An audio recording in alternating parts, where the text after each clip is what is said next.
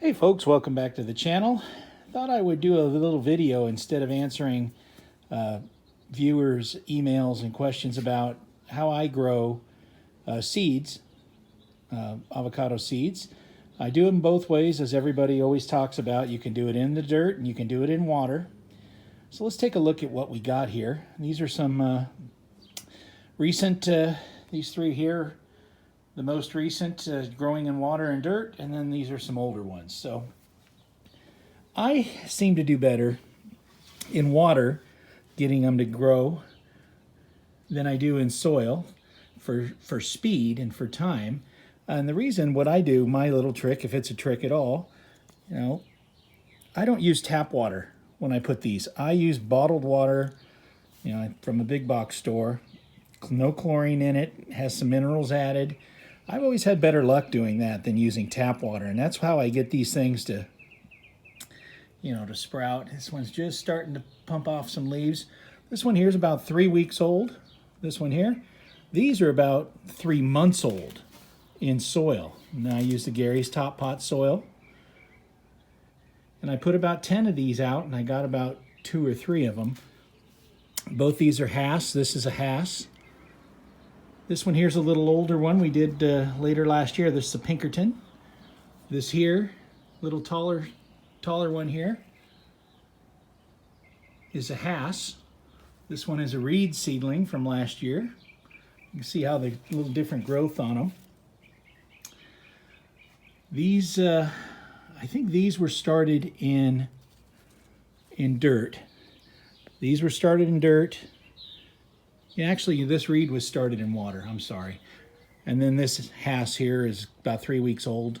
One we picked up at grocery outlet, plopped it in some water. Me and my grandson, he likes to see it every time he comes over. It's always an inch taller every time he comes over now. So you can see how these grow in dirt and in the water. And I usually start, I would say 90% of the time I start them in water. Then I'll transplant them out here, and I have a video that I can put up here of when I start to move them into sunlight and just start to break them into sunlight for small 5 or 10 minutes at a time for a week or two before it gets super hot. So let's show you a couple of other older seedlings that we have out on the yard. The Squirrel Chaser 2000 at rest. She's done her job of absorbing sunlight. Now she's going to get on the prowl because she heard me talking about her. Here is a Hass seedling. It's about a year old. It's ready to be up potted.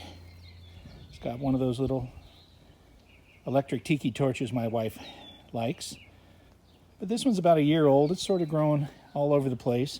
It's got a nice trunk there that's starting to get a little woody on it, as you can see. I'd say this is about a year or so old. Let's go look at my oldest one on the other side of the yard.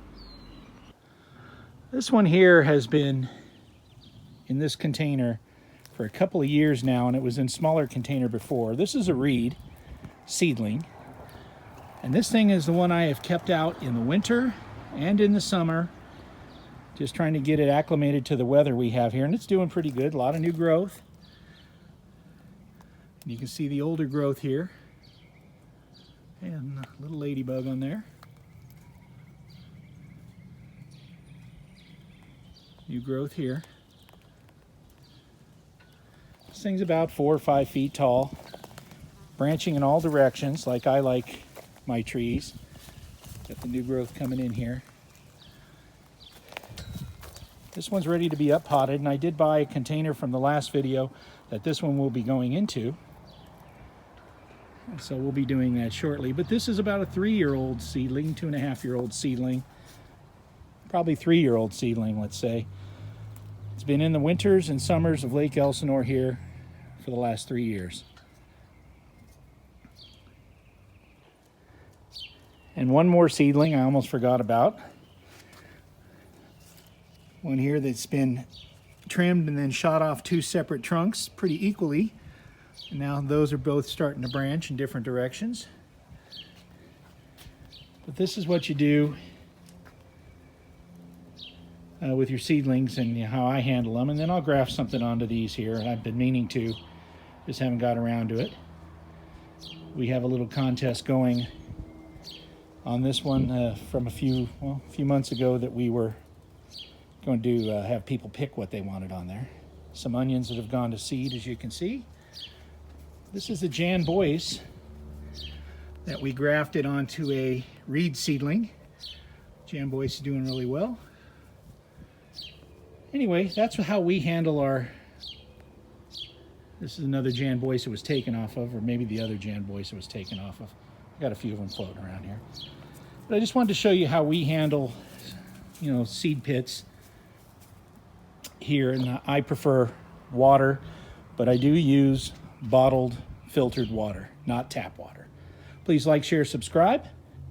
If you have any questions or comments, put those down in the comment section below. And we will talk to you next time.